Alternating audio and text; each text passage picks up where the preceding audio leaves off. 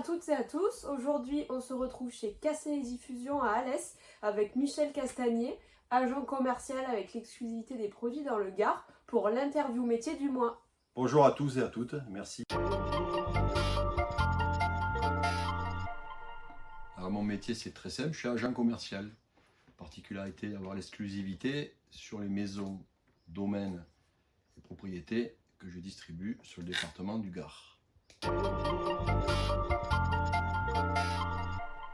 Alors le métier d'agent commercial, c'est un métier très complet puisqu'on est amené à devoir livrer, prospecter, développer un fichier client créé pour la majeure partie d'entre eux, à savoir tous les secteurs hors la grande distribution, c'est-à-dire les hôtels, les restaurants, les brasseries, les cavistes, les cash and carry comme Métro Promo Cash. Et à la particularité également le réseau affaires, la clientèle entreprise qu'on appelle habituellement le réseau B2B. Alors en termes de formation, j'ai démarré un cursus assez classique à l'époque qui était un BTS de commerce international, pas trop de rapport avec le vin, mais quand même. Ensuite, une école de commerce avec une spécialisation en agroalimentaire et grande distribution. Et c'est parmi les stages, parmi les expériences également en tant que président de bureau des élèves, de junior entreprise, que j'ai été amené à côtoyer l'univers d'abord des spiritueux et du champagne, et après coup, maintenant, l'univers exclusivement des vins et champagne.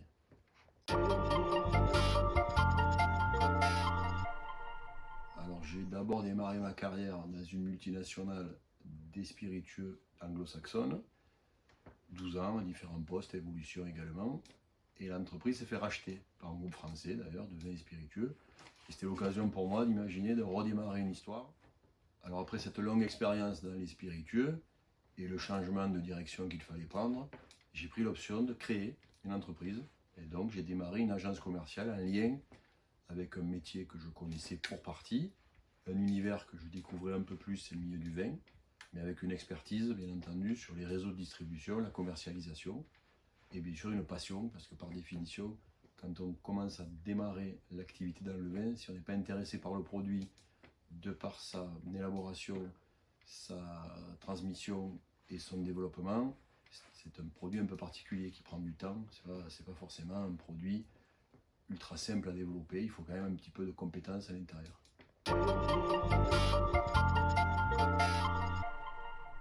La première et la plus essentielle, c'est le goût du travail. C'est-à-dire que quand on est indépendant, par définition, il n'y a pas d'horaire, il n'y a pas de jour férié, il n'y a pas forcément de week-end. Quand il y a des opérations, quand il y a des prospections, quand il y a des animations ou du développement, mais il faut être sur le terrain. Alors, il y a des périodes dans l'année, bien sûr, où c'est un peu plus calme, des périodes où c'est un peu plus chargé. Là, on arrive aux fêtes de fin d'année, par exemple, c'est un peu la période forte, notamment pour le réseau affaires, les cavistes avec les cadeaux pour la fin de l'année.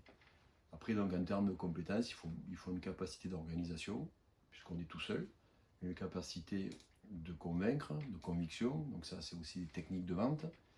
Et après, il faut un certain relationnel, l'habitude de travailler avec les gens, de les écouter, beaucoup de développement de compétences aussi avec les équipes qu'on rencontre, parce qu'il faut aussi former indirectement nos acheteurs, nos clients, les serveurs, les barman, parce que plus on leur donne des outils et les moyens de développer nos produits, plus ils nous aident à les développer.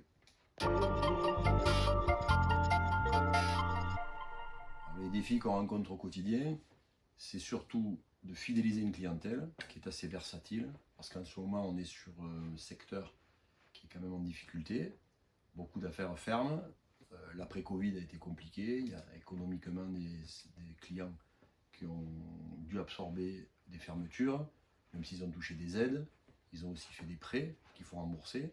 L'activité, il y a quand même un ralentissement. Alors est-ce que c'est l'économie de façon générale? Est-ce que c'est le climat social? Est-ce que c'est l'environnement international? On pense aux zones où il y a éventuellement des guerres. En tout cas, il y a une certaine morosité. Donc les défis, c'est toujours le même, c'est que quand on est indépendant, on doit trouver des solutions. Puisque la nuance qu'il y a entre un salarié dans une structure et un indépendant, c'est que le salarié il est payé pour réaliser des tâches et développer l'entreprise dans laquelle il est, mais il ne voit pas forcément les résultats. Quand on est indépendant, on ne se rémunère que sur ce que l'on a fait réellement. Et là, on en voit tout de suite le fruit lorsqu'on a réussi à développer. Alors,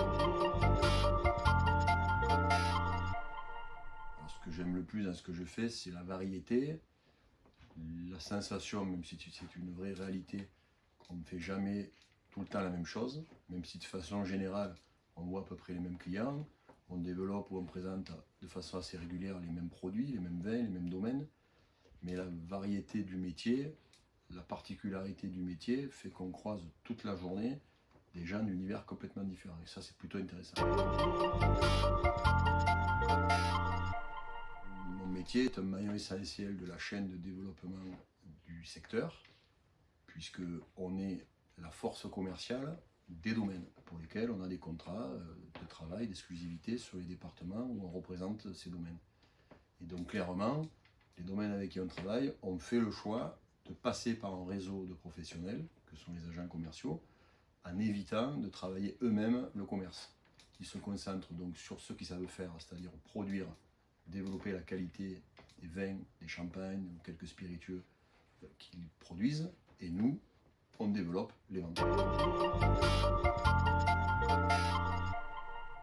Alors le métier, c'est un peu un miroir aux alouettes, parce que beaucoup de gens s'installent dans ce métier parce qu'ils aiment le vin, ils aiment en boire, ils aiment le produit, ils aiment les alcools, ils aiment en boire, et du coup ils imaginent qu'ils vont pouvoir développer une activité autour de ça. Or, on sait pertinemment que le point de rentabilité pour atteindre l'équilibre, se rémunérer, couvrir ses charges et pouvoir rendre viable ce métier, son activité, n'est pas facile.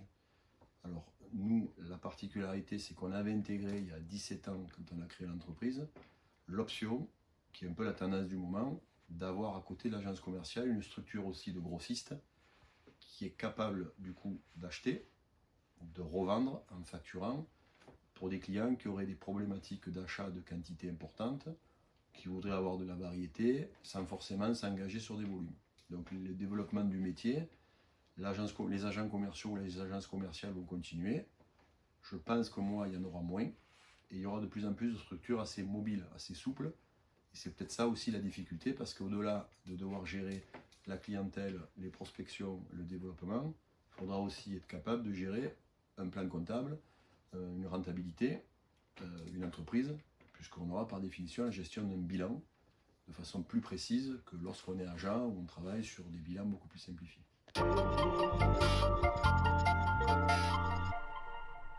Alors, le seul conseil que je donne pour les personnes qui ont envie de faire ce métier, c'est d'abord d'aller prendre de l'expérience dans des structures en amont, soit dans une cave coopérative importante, soit une grosse maison de champagne, une maison de spiritueux. En gros, l'idée, c'est d'acquérir des compétences, parce que quand on est dans des grosses structures, on apprend des méthodes de travail, on apprend la rigueur, on apprend la gestion, on est supervisé, on a souvent un manager qui s'occupe de piloter votre activité au quotidien.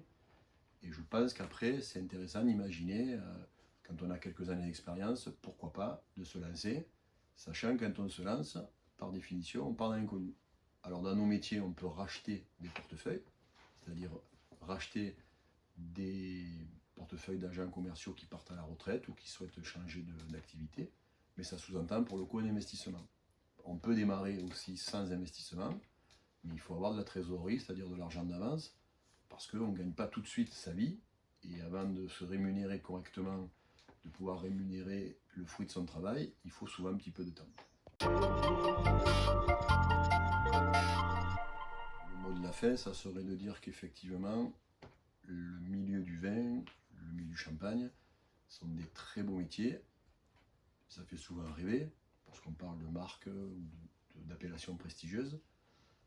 C'est un métier d'avenir, à mon avis, pour des gens qui ont envie de travailler, qui sont opiniâtres, qui ont des velléités à ne pas compter leur temps, ce qui va un petit peu à l'encontre, on va dire, de la société moderne. On a plutôt tendance à imaginer que l'alpha et l'oméga de la vie professionnelle, c'est 35 heures par semaine.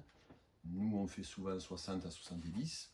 Bien sûr qu'il y a des moments où c'est plus calme, mais de façon générale, c'est un métier passion, c'est un métier qui nécessite de l'investissement, c'est un métier qui effectivement a de l'avenir, mais, une fois de plus, sans tirer gloire pour ce que je fais, mais de façon plus large, seuls les meilleurs s'en sortent.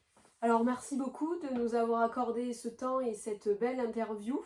On vous remercie et puis nous, on se retrouve le mois prochain pour la prochaine interview du mois. Au revoir. Merci beaucoup d'être venu.